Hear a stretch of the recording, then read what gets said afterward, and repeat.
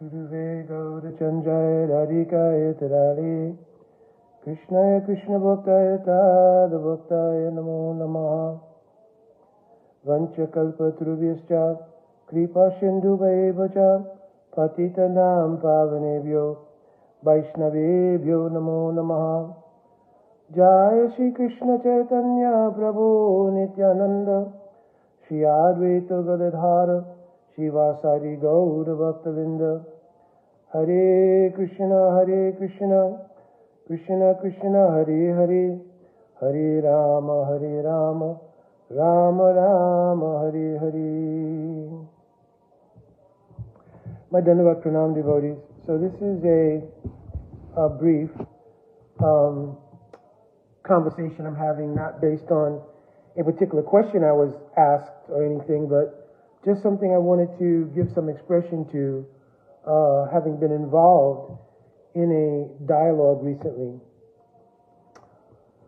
So it's not unknown to many devotees who have been part of any sangha for any given period of time that there are situations historically, perhaps currently, that go on in institutions that are not really representative of the practice of pure bhakti.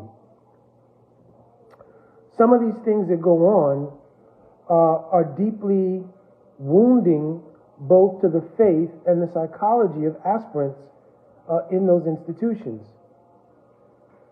What happens as a result of that is not only a crisis of faith, but sometimes unhealed wounds which start to inform the perception about bhakti, bhaktas, the practice, and everything else. So when that happens, sometimes it's very difficult to see outside a person's personal pain. I'll give an example that when we are not feeling well, when we've had some physical trauma, then sometimes those things become the most dominant feature in our consciousness. So I'm giving two examples here. One is when I did have some experience with COVID. It was pretty intense and pretty long, and I remember getting up to do morning bhajan practice and really taking shelter of the practice more as a way to just mentally get away from the fact that I was really feeling weak, sick, etc., etc. So I was more or less just taking shelter, not so much with the normal depth of devotional experience, but it was really literally a kind of, just psychological reprieve from the suffering that was coming from going through being sick. Similarly, I was recently traveling for preaching, and I had a fall, and the fall apparently tore some muscles. I didn't break any bones, but I tore some muscles here, and it was really, really, really, really painful. And I remember going to each of the programs, and I was taking shelter of doing Harikatha, because in the Harikatha you can get lost, so to speak, in speaking Harikatha, and I wouldn't think about the pain or anything. I remember when I arrived back home after traveling and everything, the pain was still really, really bad, which is natural with an injury like that. And I remember again sitting to chant in the morning, to do my morning shwadhyaya, meaning just spiritual study, everything, and just looking for a mental reprieve from that pain. So my point here is that when we experience, Dandavats, Ganga Didi, Dandavats, both Gangas, two Gangas are on, so Dandavat Pranam to both of you. So when you're in any kind of personal distress, dis-ease, or trauma, your own sense of I-ness and self-interest do become prominent. Of course, in bhakti, we're trying to put our self-interest secondary to the interest of service to Sri Radhakrishna Yugal Mahaprabhu. But the fact is, when we do experience some trauma, when we experience physically or psychologically or otherwise, the sense of I-ness becomes prominent. And sometimes in that sense of I-ness, related to any particular traumatic psychological experience, especially because they're more lingering sometimes than physical experiences, the sense of I-ness becomes so dominant, it can obfuscate a kind of perception of things from other people's perspective and even as they actually are. But rather my sense of self-interest and I-ness becomes so dominant that I lock into that perception and I make that perception valid at all costs. So I'm giving another example. Many devotees who know me personally know that I had two careers, but obviously one of them was in law enforcement for more than 17 years. And in the course of law enforcement, I had various duties, obviously. But in the very beginning, I worked just like every other officer in uniform and so forth and so on.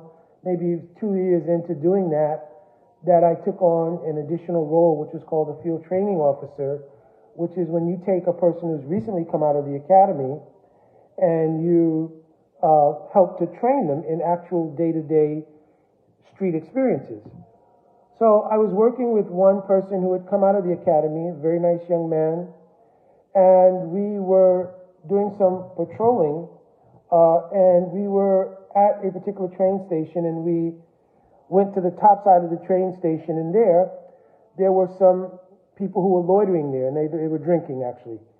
And sitting back away from them, I had noticed that there was a lady sitting there.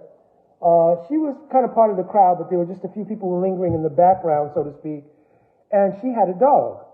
And she had her dog tied to one of the poles that are part of the fencing there. Apparently, the young man who was with me, he didn't see that. And we went to address the crowd of those who were in the larger group and were loitering and drinking and so forth. And the person who I was mentoring at that time was there, and we were discussing, and suddenly the dog just viciously started barking, and the trainee, he immediately pulled out his gun. And when he pulled his gun out, obviously the people who were sitting in close proximity to us, they completely panicked. So I said, well, what's up? What's going on? I thought he saw something, or perhaps something was happening. And I said, well, hey, what's going on? And he said, oh, nothing. And he put his gun away right away. So, of course, if you pulled your firearm, generally it's because there's some imminent threat of something is happening. You don't just pull a firearm. So I didn't want to address it right there and then. So we finished dealing with the crowd that we had to deal with, etc.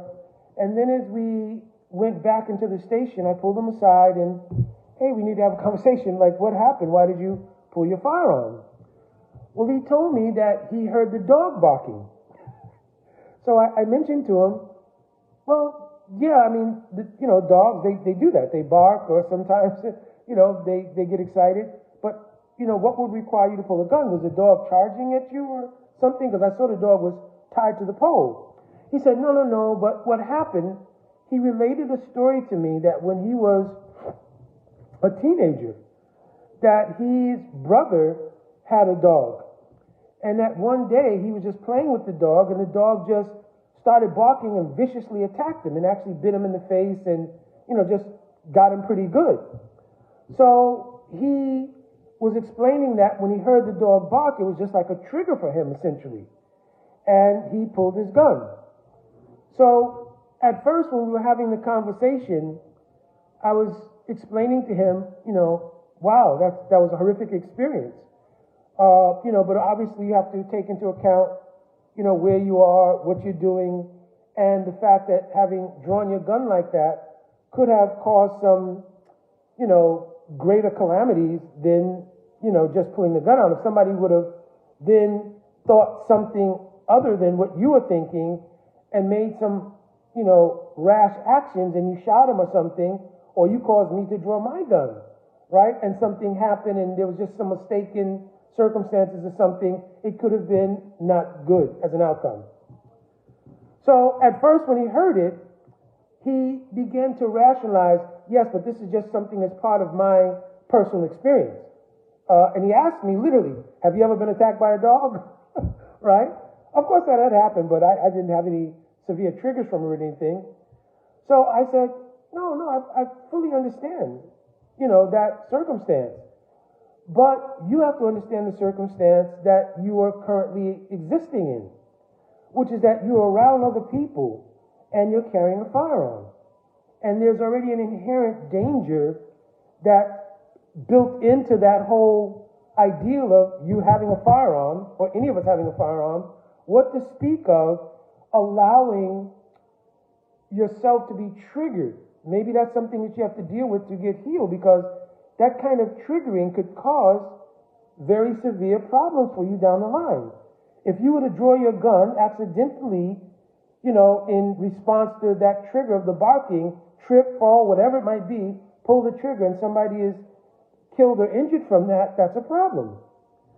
So after a while, he completely began to, yes, you're absolutely right. He kind of fell into agreement, consciously, because I think he was still digesting the triggering that had happened, and he couldn't really in the very beginning even understand the rationale of the overarching picture was that you drew a firearm, and there's many other people who have nothing to do with what happened in your personal experience, but they've suddenly become part of that because you were triggered by the event.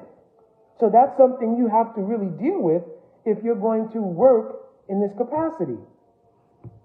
So I brought up that story because a similar thing can happen for many people who have been traumatized in some way, form, or fashion, having come especially to a process like bhakti, which is seen in its ideal light as exactly what it is, pure, absolute, loving truth. This is the actual nature of bhakti. But when we see the malapplication of that by those who themselves are not pure, loving, etc., and it leaves scarring and trauma in the psyche of aspirants, and then they become triggered by anything that is remotely related to that trauma, that again also is a problem. You understand? That also is a problem. So, of course, obviously, nobody is blaming victims for their traumatic experience. Absolutely not. But healing is important. If you have a trauma, physically even, if you don't go and get it attended to, get it treated, it may turn into an infection, more complications, etc., etc. In the same way, if you have a trauma and you don't actually heal from that trauma, and you still keep yourself more remotely or more directly in the presence of an atmosphere in which that trauma was produced for you, that's unhealthy. So you have to heal that traumatic experience to a degree that allows you to be in the environment where your trauma took place and keep an open perspective, an open perception about that environment. And it's been seen very clearly that there are many people who their trauma has not really been healed. And the trauma having not been healed, you get the additional psychological shielding that it comes organically with victimhood. Right? Again, as a law enforcement officer, there are many people who are victims of crime. And when you speak to them, they have a great degree of shielding. Shielding is because it was not their fault. Right? It was not their fault. So they have a shielding in the sense that they feel a certain sense of entitlement, that whatever is going on, it all revolves around me right now, and I really don't care about anything else or anyone else in some cases. The world is really about me right now because I've been the victim of a crime, right? But sometimes you have to get people to first come back to a more neutral perception in order for them to see it is a fact that you've been a victim of a crime. But we still need to get details, we still need to get evidence, we still need to get circumstances, because you can't make a case on exactly just how you feel. Right now, and that's why sometimes, because, obviously in the career later on, I went to investigations and detectives and all these things, and I did many casework where I had to go and interview somebody, and sometimes it's just not the opportune time to interview them. Because the trauma still may be fresh, and therefore you might gather the necessary emergency evidence that you need to start putting the case together, but you may come back and give a more detailed interview at a later time, because that gives people time to, sort of begin to come back to a sense of normalcy from the trauma, so they can give expression to exactly what happened, and you can put together an actual case. So, in the same way, those who may have undergone traumatic experiences, and crises of faith is a deep psychological experience, because if you put your faith in something that you consider to be absolute, and then that's crushed by the disappointing behavior, especially when that behavior is predatory. In other words, somebody having their own struggle in bhakti, that's one kind of phenomenon. That's one kind of phenomenon. It may cause a crisis of faith, then that person may not necessarily be condemned, because people in their attempt to try in bhakti still may succumb to previous material impressions. But when that behavior becomes predatory, that's a problem, because you're in a social environment. And in that social environment, when your behavior crosses the boundaries and becomes predatory in any way, form, or fashion, it becomes a problem. So that kind of predatory behavior, that certainly has to be dealt with. My recommendation is always deal with it like it would be dealt with in any other environment where predatory behavior is dealt with.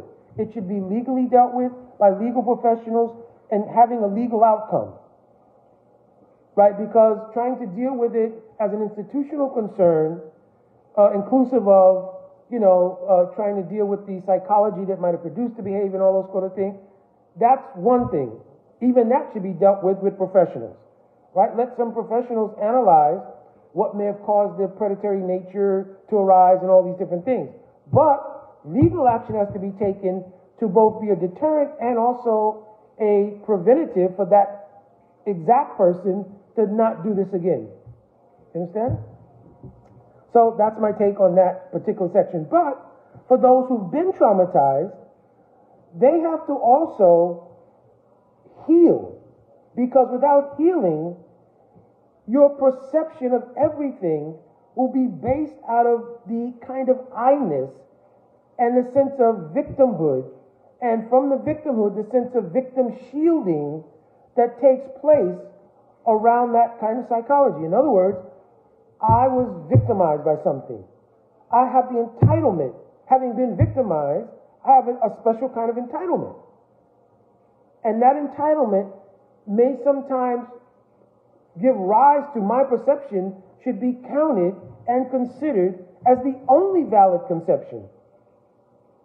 And that everything else doesn't account for recognizing my victimhood, and therefore, whatever, it can be done away with. So I'm not really concerned about others, or other perceptions, or other people, or other circumstances. Only what I'm experiencing is paramount. And especially when you have groups of people who've had those similar experiences, they form a collective and mutually nourish that idea, it becomes extremely problematic. Because there's a mutual nourishing of the sense of victimhood, victim shielding, and the sense of not coming back to a whole perception or whole perspective, but maintaining that status and maintaining the openness of that sore. Now, part of sometimes being a victim of something is denial of the trauma engendered from that victimization. Because at the same time that we align with being a victim of something, we want to do away with the circumstances that produce that victimhood. That's why sometimes, particularly in a violent crime, it is difficult to get the victim to speak sometimes very direct, because in the direct speaking, it reawakens and triggers the experience of the event. So psychologically, this is one of the whole things you have to study in actual investigations and interviews and so forth and so on. You have to learn how to understand the different psychological phases of being a victim of something. So one phase of being a victim of something is the denial of some of the direct facts around it because they trigger the event again. Therefore, sometimes there's a sense of denying the trauma.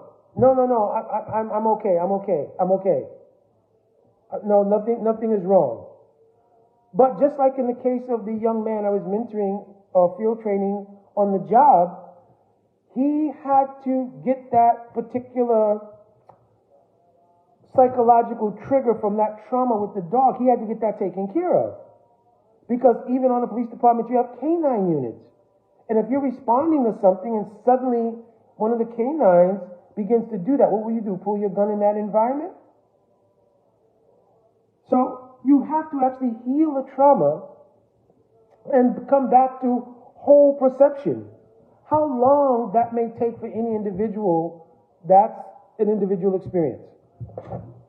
But it won't be helped when you make a consensus around the particular trauma and around the perceptions of victimhood and victim shielding that come from that trauma, and the perception you have about anything related or that triggers your remembrance of those kind of traumas. So I'm not speaking directly about the particular incident or thread or whatever. I'm not speaking directly about it. I'm just giving by example and by analysis how these things come about. That devotees or aspirants, especially who've been damaged by the malapplication of bhakti, while at the same time holding in high esteem the pure ideal of bhakti, because that's a certain psychological thing that doesn't happen in the secular world. In the secular world, people expect that the world is crazy. People are criminals. There's wanton violence. So people have an expectation. You just don't think it will happen to me. But those things are there in the world. But in a place that you consider a safe space, that's an ideal of love, spirituality, you don't expect these things to happen. And when they do happen, it's a deeper psychological trauma than when you have an expectation based on an environment that would be apropos for that kind of behavior. But when it happens in a truly spiritual environment, then obviously it's even more devastating. So one of the things is, however, as I'm reiterating something I just mentioned, when a consensus of many victims comes together and the essential healing element is not prominent, but more the element of reinforcement of all the things I mentioned, the trauma, the victimhood, the victim shielding, and the perception arising from that standard in the psychological makeup, that can become problematic. Because you come back into that same environment with only that perception. And anybody who says that their perception is not informed by the trauma is, like I mentioned before, somebody who may be denying that it's informing. So you may come back, for instance, obviously in law enforcement we come across many victims' rights groups. These are people who've been victims of crime or victims of domestic abuse or victims of any other kinds of trauma that had legal implications involved in it, and they form, or maybe it was a loved one. It may not have been them themselves, but a loved one who was a victim of crime. So, and there's many kinds of victim advocacy groups. But because there are guidelines, there are legal guidelines, it allows that even if, and I gave this example actually in one of the threads, I don't mean to jump, but when I was working cases that involve the abuse of children or abuse of women, then because I'm married and I have a child, especially a daughter, those things were triggering for me because I have a wife and a daughter. So naturally, the posture of being an authority in law enforcement could give rise to overstepping the bounds because I have the ability, right, based on the posture of being a law enforcement officer, to overstep the bounds of what is legal, right, to exercise my own triggering by having had to deal with somebody who was in one of those cases. One case I worked was the abuse of an 11-year-old girl by a foreign national who was like 6'5", 280-something pounds, like a bodybuilder type person, who trapped a young girl in between the train seats and was abusing her. So obviously, when I got that case, the fumes, right, of the inner idea that I have a wife and I have a daughter were present. So those fumes, unchecked by guidelines of how to operate properly to come to a successful arrest, adjudication of that case, if those guidelines weren't there, that triggering could have led to me just finding that person, beating him to a pulp, etc., etc. You understand? But there are guidelines. And because there are guidelines, it allowed me to keep my own sense of being triggered by such a thing, because we had to interview that girl. We had to interview with her parents several times.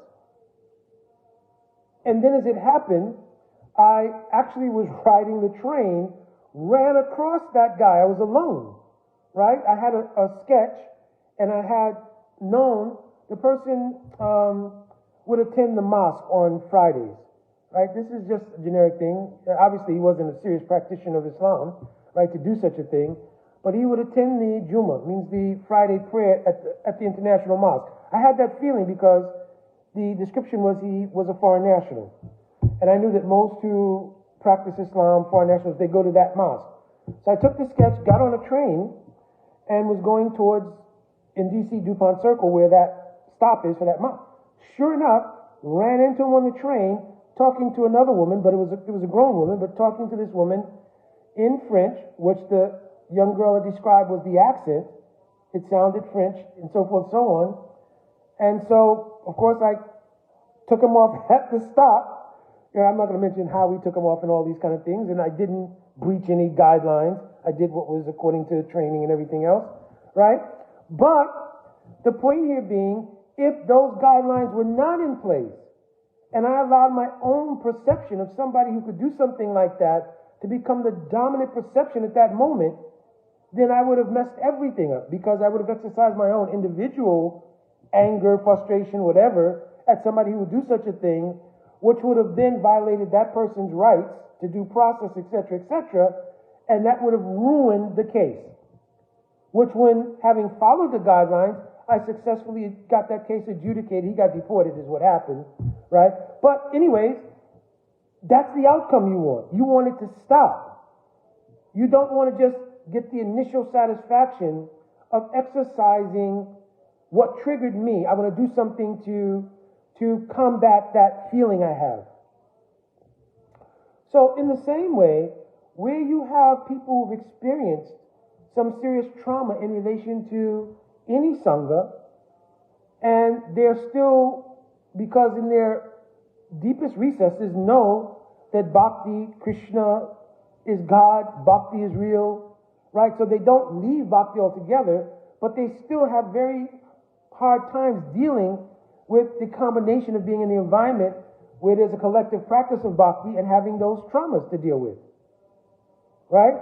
But when you establish guidelines of how to deal with it, that becomes very helpful for being in the environment, championing a cause that it doesn't happen to others, and at the same time, because of the guidelines, not allowing your own trigger to overspill, and perhaps, like the training I had with the gun, get other people implicated in something that they had nothing to do with. So again, I'm not talking about the specifics of anything. If anybody knows the specifics, that's fine. So you can maybe have a more clear picture of what I'm describing, but also just in general conversation, this is important. That we have to somehow or another understand that there are other spiritual and social consequences to us living in a status where only our self-interest and I-ness and sense of trauma based in that is important. That there are other people, there are other circumstances, there are other considerations. Now sometimes, part of what happens also is a sense of making your perception less directly connected to your trauma than it actually is. So somebody will say, well, no, the reason that we have such things and the reason that we go after people in such a way is just as a, deterrent against this behavior from other people in the future.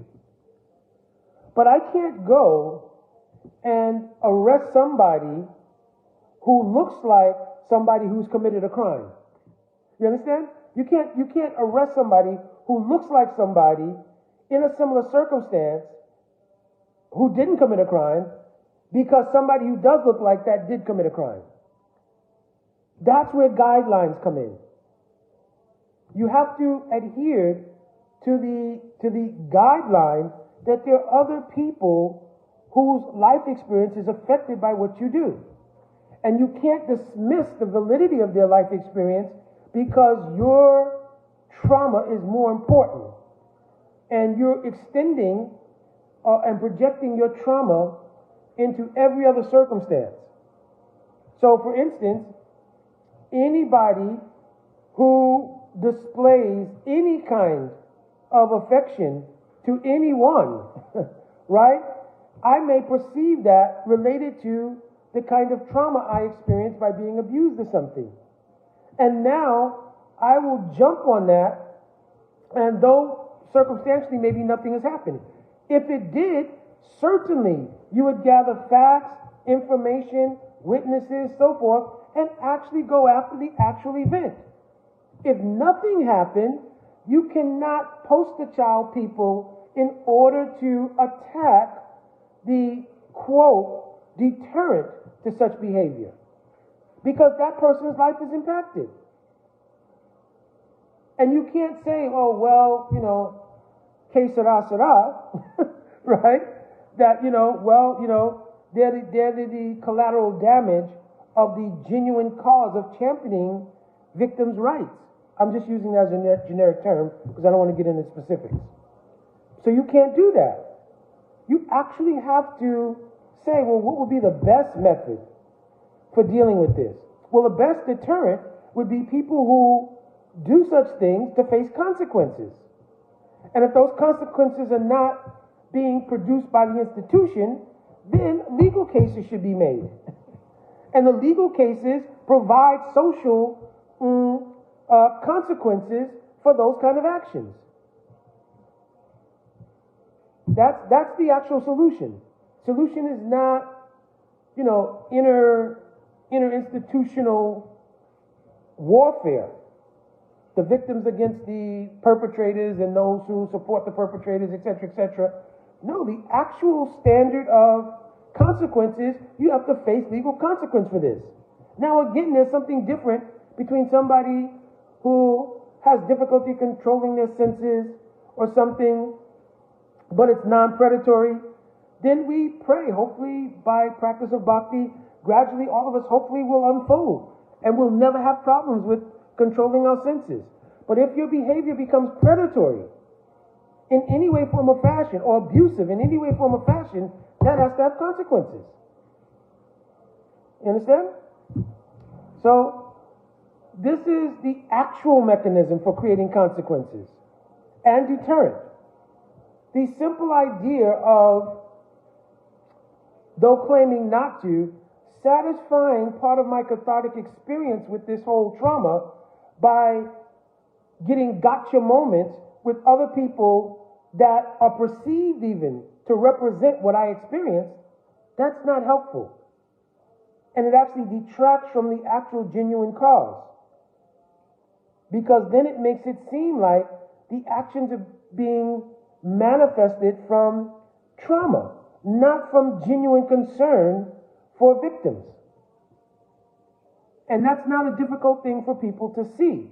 Even if your own trauma is a little blinding and you being able to look back and see the truth about why you're taking certain actions, other people in a neutral perspective, they can see that. And rather than, therefore, getting people on board with your cause, you actually push people away from your cause because your cause then seems to be based more in your own individual trauma than it does in the genuine cause you're purporting to represent.